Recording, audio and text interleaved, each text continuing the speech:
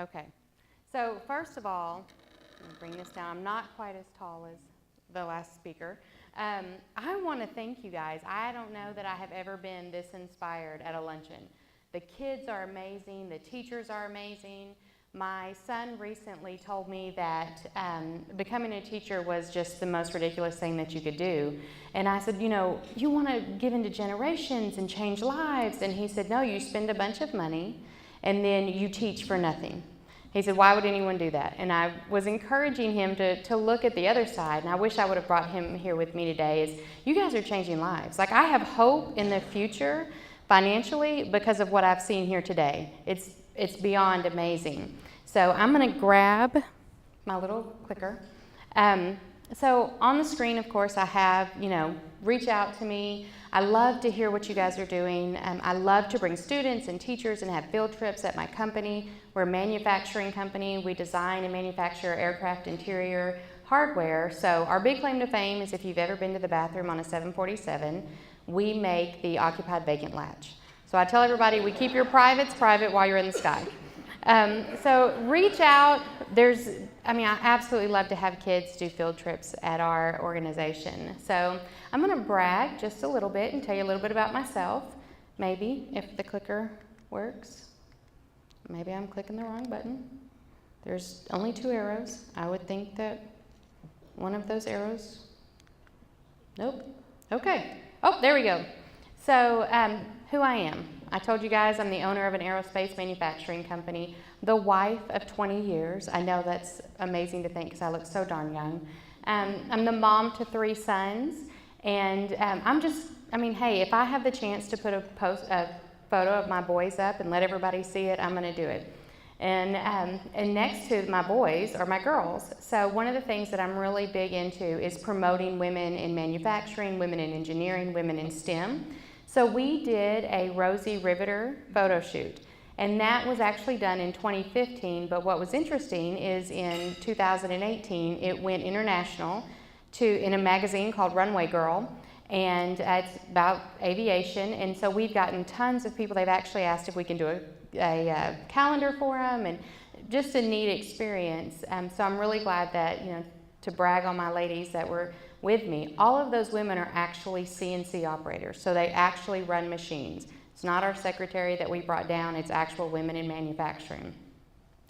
As I said, I'm an international trade advisor to Congress. I get to sit and work on foreign policy. It is not as exciting as the tweets would have you believe. Lots of work on there with economics, and I'm the first female president of the Arkansas Aerospace and Defense Alliance. So I tell you that, thank you, I got a little clap from, yeah. So I tell you that, to give you my background, what I do. And one of the things that I love to do is talk to guys like you and other people about economics and about changing people's lives through financial literacy. So why do you guys teach economics? Because money matters. Literally, money will either control you or you will control it. So one of the things, my lovely husband of 20 years, we came from 2 totally different backgrounds. My husband's from California, I'm from Arkansas. I'm a suburban girl raised in Southwest Little Rock. He is been all up and down in California. He calls a Native American reservation in Northern California home. He went to 13 different elementary schools. I went to 2. My family, 2 different homes my whole life. He had multiple homes. And people often say, what is, 20 years of marriage, what's the biggest hardship? It wasn't different races, it wasn't different cultures, it was different economic backgrounds. So my philosophy, my mother always said, if you can't afford it, go home, take 24 hours, pray about it, maybe write down a list. What is this going to cost me if I purchase this? What is the interest rate going to be? My husband's economic background was, if we get approved, God wants us to have it. So that's how I actually ended up with our first car. Yeah, and it's so funny. I look back at it now, and back before Facebook and Instagram, and when you actually used to do scrapbooks and have actual pictures that came out on paper. I know that's shocking to the kids, but used to get paper, and we used to put them in a little book, and underneath it I had written, there's a picture of me in the car, and underneath it I had written, what does a newly married couple do? And I said, get in debt. So even then I knew, that wasn't a wise financial decision. And I remember calling my mom and saying, this is what we've done. And she said, why did you do that? And I said, well, I was trying to be a good wife. And she said, being a good wife doesn't mean being stupid. Like you say, hey, that's not how this works. We ended up paying off that car, and we paid $8,000 more for that car because it was a lease with 12,000 miles and a buyout. And so 6 years later, we'd paid $8,000 more for that car than what it was worth. And I tell you guys that because the importance of being raised with wise financial decisions makes a huge impact on your life in the future. There was a teacher who said something about high school students and making sure that they knew personal financial literacy, or else they would make poor decisions that could affect them for a lifetime. I have a son who decided college was going to be a good idea. He went to college. He did not need a student loan. They put that paper in front of him. He signed it anyway, got money, and bought several phones with it. So now that young man has $2,900 worth of student loan debt that he didn't need and phones that no longer work. So we've talked about paying off the phones. And I tried to teach him, it's the power. I love hearing about Nehemiah and being the marketing specialist. And I love they've got the whole capitalist thing going on. And he's like, the ladies are like, we're going to teach you how to sell or how to save. And he's like, I'm going to teach you what you need to buy. I love that because you know what? It's the real world. And you have to look at, do we save or do we spend? And there are people who are asking for both. So, and I'm shrinking this because I know that we're running out of time and you guys want to get out of here. So, you've heard me talk about my husband and myself and the backgrounds that we grew up in, and you are not born with financial literacy. Financial intelligence is taught, it's not inherited. And that is so important. I've seen people who have been given everything, who their parents, put them in their first car, they put them in their first house, they paid for their college, they even left them generational wealth that is now gone because they did not have the principles to sustain that wealth. We've seen the same thing with generational poverty.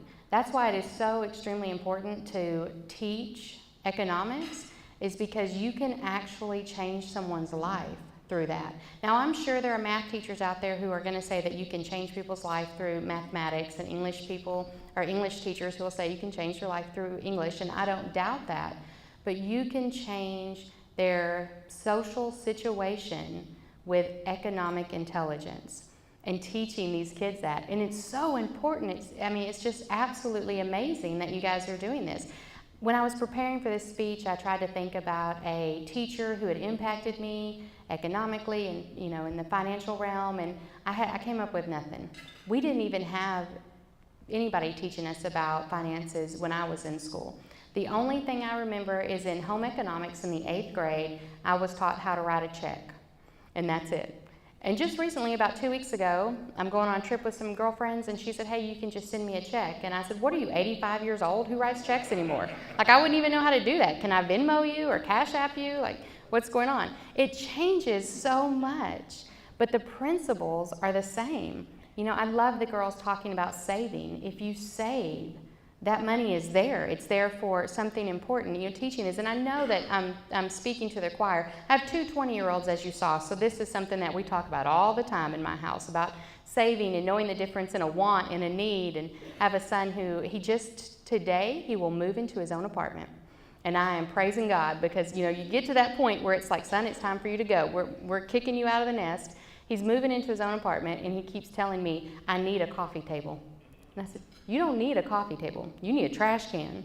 And he said, I found a coffee table I want. It's $150. And I said, you need to go buy a trash can, and I'm going to fill it up with, cleaning supplies, everything that you're going to need to help you get started. And he calls, and he says, trash cans are expensive. I said, but you need a $150 coffee table?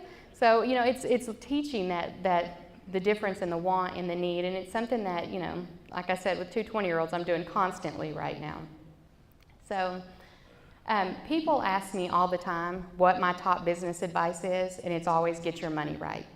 People say, have good customer service and a good product. Yes, all that's important, but if you don't have your money right, you won't have a business to produce a product to please customers. You have to get your money right. And if you can't do it with a little, you're not going to be able to do it with a lot. And so I love, again, going back to, these students at this table who I happened to have the opportunity to speak with as I was coming in. They were much more prepared than me.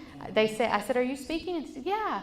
And I said, oh, look, you brought notes on paper. And they're like, yep, we got notes on paper. We've got an iPad. We've got a photo just in case anything goes wrong. And I looked down and I thought, boy, I should take some lessons from these kids, because if, this sucker goes out, I'm just looking at you guys going, so how's everybody doing? So I'm so proud of these young people. But the most important thing over and over, when people ask, they want me to give them this, oh, how did you build a company from $10,000 a year in sales to, multi-million international company? We had our money right. You have to get that money right when it's a small amount, like these kids saving at Stevens, to where it's a large amount, like the people investing at Stevens. It's extremely important to get your money right. So I just want to thank you guys for changing the future, because not only are you teaching economic principles like we talked about, you really are changing the future. Without economic principles, my husband wouldn't be where he is now. He would still be going, listen, if I got a good credit and if I got approved, God wanted me to have it, and so I have no assets because I've spent all my money, but he would still be in the same situation that he was raised in, and just in all honesty, that's HUD housing, that's welfare system. But with the change of economics and with the change of the idea, who unfortunately had to be taught, a little bit by his wife and a little bit by his in-laws, he's in a totally different place now. And I can stand before you 20 years later and say that we're debt-free. My family has no debt. And we have a home and we have cars and we have a different outcome for our lives because of financial education. So I want to thank you guys so much. Teachers, you guys get a lot of flack, and I couldn't do it. You guys are the true heroes. You put up with everything, and then to go forward and teach above and beyond, and to teach about economics and to change lives, I just want to give you another round of applause. Okay. In closing, remind those kids to get your money right. Thank you guys.